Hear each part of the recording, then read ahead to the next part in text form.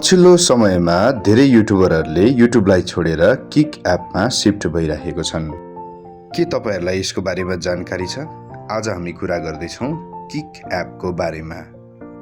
हाम्रो यस च्यानलमा नयाँ हुनुहुन्छ भने हामीलाई फलो र लाइक गर्न नभुल्नुहोला।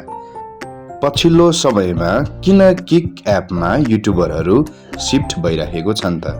आज हामी यही विषयमा चर्चा गर्नेछौँ। यसको मुख्य कारण मोनेटाइजेसन क्राइटेरिया रहेको छ। साथै युट्युबको कम्प्यारिजनमा अर्निङ पनि ज्यादा हुन्छ। युट्युबमा नर्मल 3000 भ्युजको 100 RS हुन्छ भने किक एपमा 70 भ्युजको एभरेजमा 400 RS कमाइ हुन्छ। यही कारणले पनि धेरै किक एपमा सिफ्ट भइरहेको पाइन्छ। साथै किक एपको monetisation criteria in compare of YouTube एकदमै सहज रहेको छ। यदि तपाईहरु पनि किक एपमा जोइन हुन चाहनुहुन्छ भने डिस्क्रिप्सनको लिंकलाई फलो गर्न सक्नुहुनेछ।